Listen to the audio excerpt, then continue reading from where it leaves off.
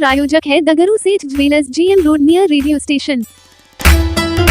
राजभवन के पैट 2024 स्थगन के आदेश के विरोध में मिथिला विश्वविद्यालय में एक दिवसीय महाधरना, सैकड़ों अभ्यर्थी हुए शामिल। मिथिला विश्वविद्यालय के धरना स्थल पर मंगलवार को पैट 2024 अभ्यर्थी संघ LNMU बैनर तले राजभवन द्वारा पैट 2024 की प्रक्रिया स्थगित किए जाने के विरोध में एक दिवसीय महाधरना का आयोजन किया गया। धरना में विश्वविद्यालय के पैट, नेट एवं JRF उत्तीर्ण सैकड़ों अभ्यर्थियों ने भाग लेकर अपनी मांगों के समर्थन में आवाज बुलंद की तथा कुलाधिपति के नाम मांग पत्र समर्पित किया। वहीं धरना को संबोधित करते हुए मंगलवार को दोपहर 3:30 बजे संदीप चौधरी ने कहा कि पैट 2024 की अधिसूचना 24 नवंबर 2025 को जारी हुई थी।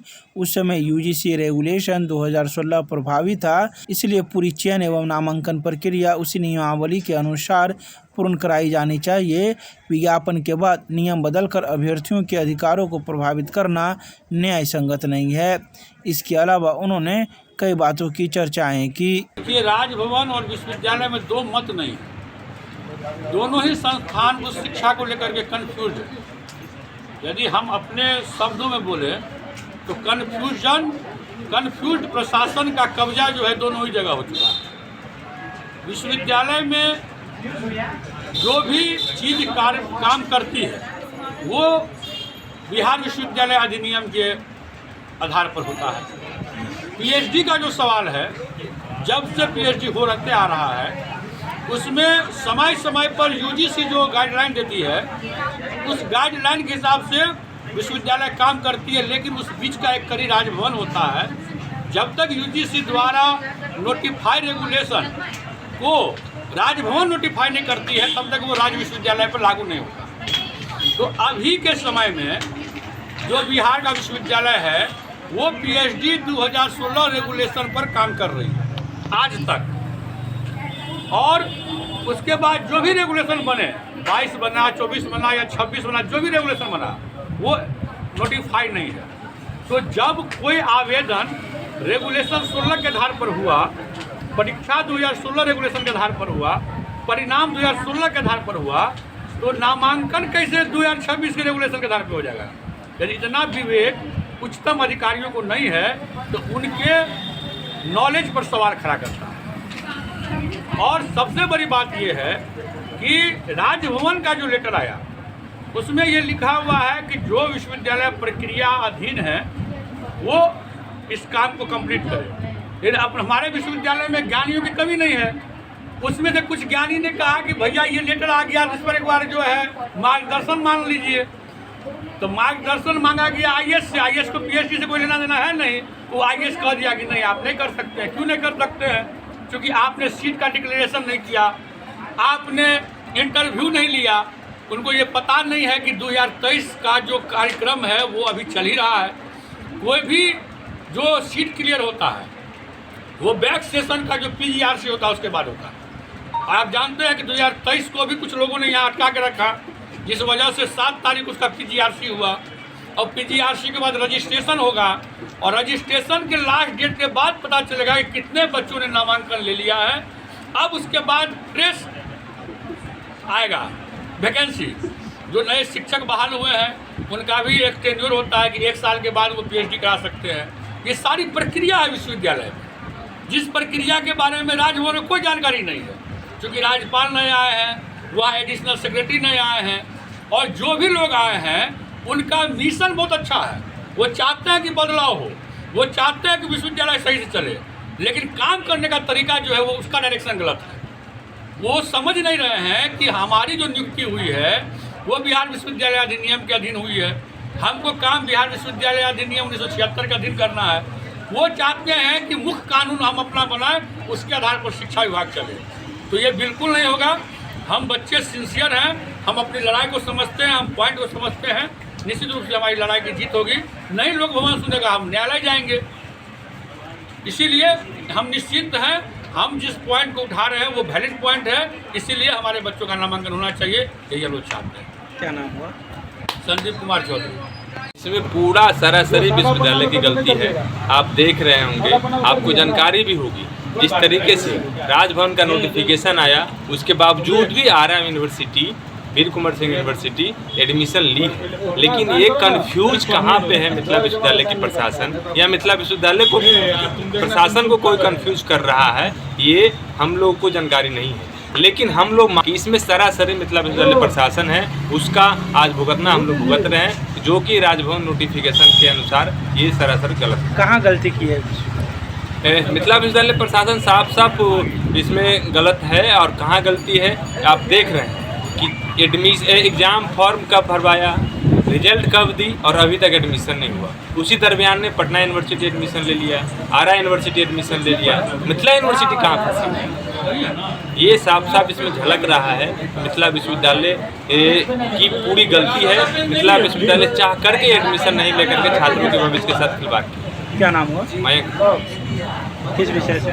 हिस्ट्री। धरना बैठे हुए हैं जो पैट 2024 का जो था, जो यूजीसी जो राज्यपाल लोक भवन से जो है निरस्त किया गया है, ये तानाशाही रवैया अपने आप को माना जा रहा है, उसी पे हम लोग आज बैठे हुए हैं।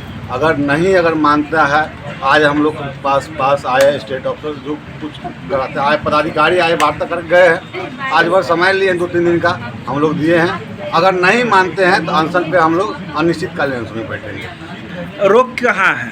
रोक यूजी राजभवन के द्वारा किया गया। गलती किसकी है? गलती तो यूनिवर्सिटी की है। क्या गलती है?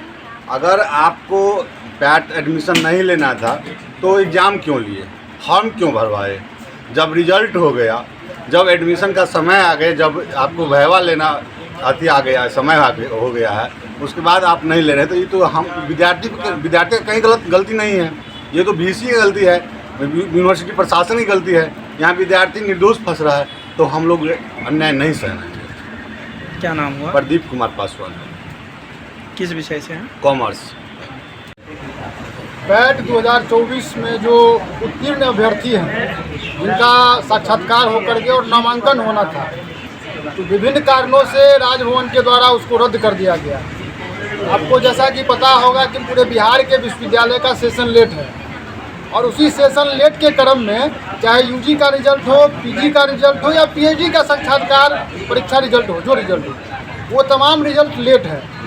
तो पैट 24 का जो अप्लाई होना था वो अप्लाई 25 में हुआ, और 25 में जो अप्लाई हुआ, जिस समय नोटिफिकेशन आया था पैट 24 का, उस समय यूजीसी का रेगुलेशन 2016 लागू था, और 2016 के अनुरूप उसका नोटिफिकेशन हुआ और उसकी पूरी प्रक्रिया परीक्षा हुई, सब कुछ हुआ। उसके बाद रिजल्ट भी आ गया और साक्षात्कार होना था। तो चूँकि पैट 23 का PGRC नहीं हुआ था, इसीलिए सीट का डिक्लेरेशन नहीं हुआ था। उसी भी बीच में पैट 23 का PGRC हो गया और सीट का डिक्लेरेशन होने वाला था। उसी बीच में राजभवन के द्वारा जो है एक नया लेटर जारी करके, जबकि राजभवन का आदेश आया था कि जिस विश्वविद्यालय में परीक्षा हो गया है वहाँ पर जो है सो साक्षात करके और नामांकन लीजिए आप पैट 24 में, और जहाँ नहीं हुआ है वहाँ उसको आप छोड़ दीजिए। तो मिथिला विश्वविद्यालय पैट 24 का परीक्षा ले चुका था, सारा प्रक्रिया हो रहा था, लेकिन तुरंत राजभवन के पास एक और आदेश आता है कि नहीं, आप पैट 24 को रद्द करिए, आपके विश्वविद्यालय में पैट 24 नहीं होगा। तो हमें जो लग रहा है कि जो राजभवन के अंदर में जो अधिकारी बैठे हुए हैं वो विश्वविद्यालय अधिनियम को नहीं पढ़े हैं। क्या विश्वविद्यालय अधिनियम कह रहा है और किस टाइप का वो लेटर निकाल रहे हैं। राजभवन से 2 लेटर आता है और दोनों लेटर जो है वो अपने आप में विरोधाभास को पैदा करता है। तो ऐसे अधिकारी जो है राजभवन बैठे हुए, उनको ये सोचना चाहिए कि जब एक विद्यार्थी पीजी करने में, यूजी करने में कई साल गुजार देता है, उसका एक लंबा समय चला जाता है, और तब विद्यार्थी बिहार जैसे राज्य में पैट परीक्षा पास करके और पीएचडी करने के लिए जागरूक होता है। वो परीक्षा पास करके पीएचडी करने के लिए जागरूक हो रहा है। उसी समय में बिहार के जो राज्यपाल हैं वो बिहार के छात्रों के भविष्य के साथ खिलवाड़ कर रहे हैं। तो हम चाह रहे हैं कि जो मिथिला विश्वविद्यालय में पैट 24 का परीक्षा संपन्न हो गया है, जितने भी छात्र हैं, जो उससे पुराने छात्र हैं, जो पैट 24 में नए छात्र हैं, सभी का साक्षात्कार हो, सभी का नामांकन हो, तभी हम लोग यहाँ से धरना, इसी को लेकर धरना आज हो रहा है। विश्वविद्यालय ने तो हम पहले भी बोले हैं कि सत्र लेट के कारण सभी चीज़ें अपने आप में लेट हो रही है। जो पैट 10 का पीजीआरसी विश्वविद्यालय को कर लेना था, कब कर लेना था? मैंने कोर्स वर्क खत्म होने के बाद उसका पीजीआरसी करना था। वो करने के बाद फिर सीट का डिक्लेरेशन हो जाता है, लेकिन विश्वविद्यालय का पैट का कोर्स वर्क खत्म हुआ और उसी बीच में कई प्रक्रिया में लेट हो सकता है, विश्वविद्यालय की कुछ गलती हो सकती है। लेकिन राजभवन का जो आदेश आ रहा है 2-2 बार, वो दोनों आदेश जो है वो अपने आप में विरोधाभास पैदा कर रहा है। जो राजभवन में अधिकारी बैठे हुए हैं वही 2 लेटर में 2 बात बोल रहे हैं। तो गलती पूरे तौर पर अभी राजभवन का है और निश्चित रूप से राजभवन को जो अपना लेटर जारी कर रहे हैं उसका अध्ययन करना चाहिए, यूजीसी रेगुलेशन का अध्ययन करना चाहिए। आपको हम बता देते हैं कि जब बिहार के अंदर में या देश के अंदर में कोई भी कानून बनता है तो कानून जिस दिन बन जाता है, जब वो इम्प्लीमेंट हो जाता है, उसके बाद वो लागू होता है। लेकिन राजभवन में आज तक यूजीसी 2022 का रेगुलेशन इम्प्लीमेंट नहीं हुआ, तो आखिर बिहार के विश्वविद्यालय में कैसे लागू हो रहा है, इसका जवाब राजभवन को देना चाहिए। नाम बताइए। मेरा नाम प्रिंस राज हुआ। चलिए हो गया।